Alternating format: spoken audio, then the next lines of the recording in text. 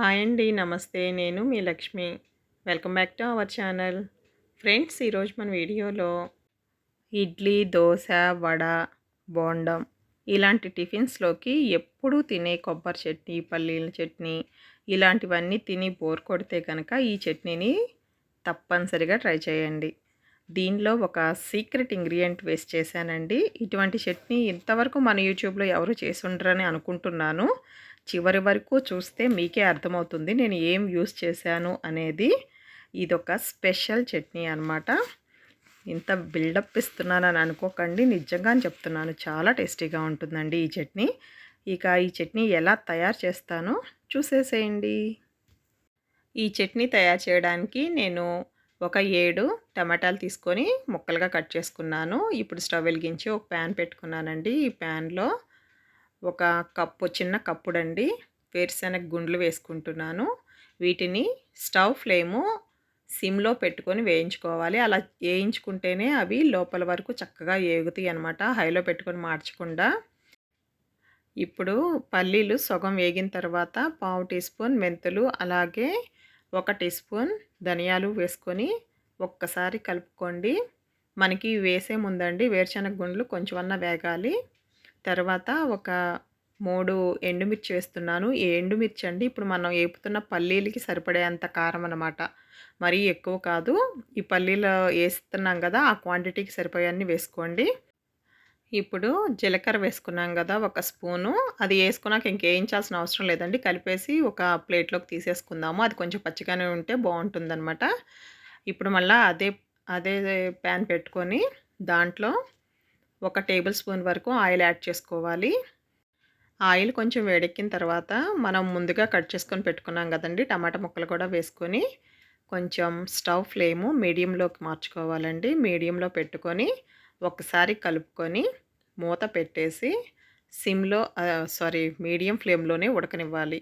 ముక్క మెత్తగా అయ్యే వరకు గూడా దాన్ని అలాగే ఉడకనివ్వాలండి మూత పెట్టేసి. ఇప్పుడు అప్పుడప్పుడు మధ్యలో మూత తీసి కొంచెం కలుపుకుంటూ ఉండాలి. ఈరోజు నేను ఓటేయడానికెళ్ళానండి. ఏప్రిల్ 26, 2024. ఈరోజు ఎలక్షన్స్ కదా బెంగుళూరులో. నేను ఓటేసొచ్చానండి. బెంగుళూరులో ఉండే వాళ్ళందరూ కూడా ఓటు హక్కుని వినియోగించుకున్నారు కదూ! కంపల్సరీగా ఓటు వేయాలండి. ఇదంతా గూడా మెత్తగా అయ్యేలాగా కొంచెం ఉడకనివ్వండి.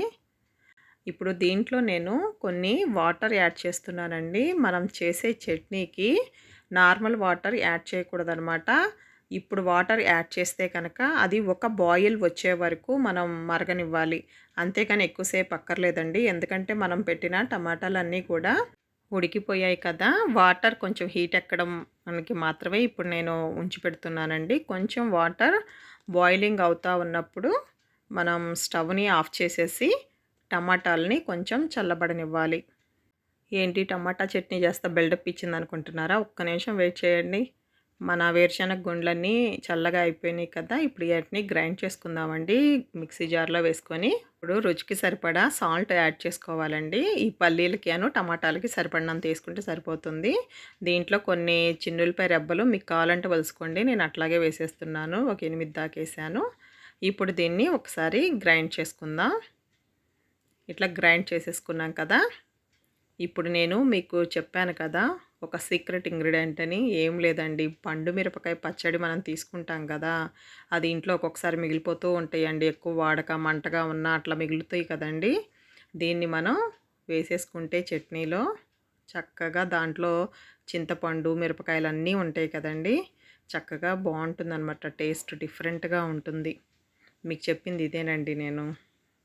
చూసారు కదా, ఇప్పుడు అది చక్కగా మెత్తగా గ్రైండ్ అయ్యేలాగా ఒకసారి గ్రైండ్ చేసుకొని, ఇప్పుడు దీంట్లో మనం ముందుగా పెట్టుకున్నాం కదండి టమాటాలు, అవి కొంచెం చల్లారిపోయిన తర్వాత అది కొంచెం కొంచెంగా యాడ్ చేసుకుంటూ గ్రైండ్ చేసుకోవాలి. అంటే టమాటాలు ఉడికినవి మొత్తం ఒకేసారి వేయకూడదండి. ఇప్పుడు కొంచెం వేసుకున్నాను కదా నేను, ఇది ఒకసారి నేను గ్రైండ్ చేసుకొని వస్తాను. గ్రైండ్ చేసి మళ్ళా తర్వాత నెక్స్ట్ ఇంకొంచెం యాడ్ చేసుకోవాలి. అట్లా వేసుకుంటే గనక మనకి చక్కగా మొత్తం కలిసిపోతుందనమాట. అట్లా వేసుకొని మళ్ళీ ఇంకోసారి గ్రైండ్ చేసుకోవాలి. ఈ చట్నీ అండి చాలా టేస్టీగా ఉంటుందండి. మీరు ఒకసారి నిజంగా ట్రై చేయండి ఇలా. ఇప్పుడు ఇది మొత్తం కూడా మనం బౌల్‌లోకి తీసేసుకుందాం.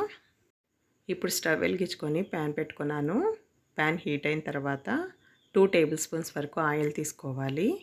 ఆయిల్ కొంచెం హీట్ ఎక్కిన తర్వాత 1 టేబుల్ స్పూన్ పచ్చిశనగపప్పు వేసుకోవాలండి.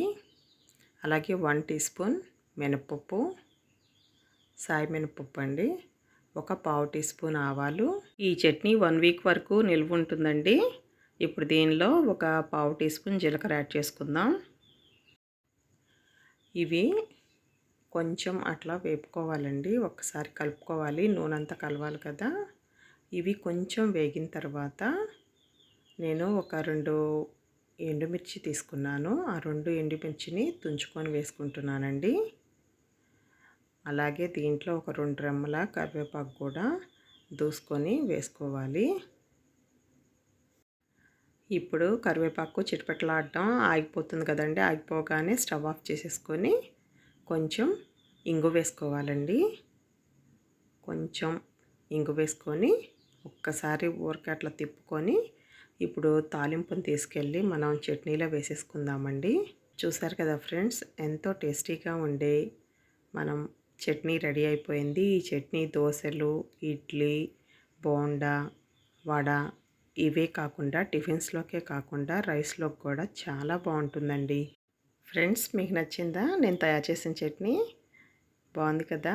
మీరు కూడా తప్పకుండా ట్రై చేసి మీకు ఎలా కుదిరిందో నాకు కామెంట్ చేయడం మాత్రం మర్చిపోమాకండి. మీకు ఈ వీడియో నచ్చితే కనుక తప్పకుండా లైక్ చేస్తారు కదూ. Thank you. Thanks for watching.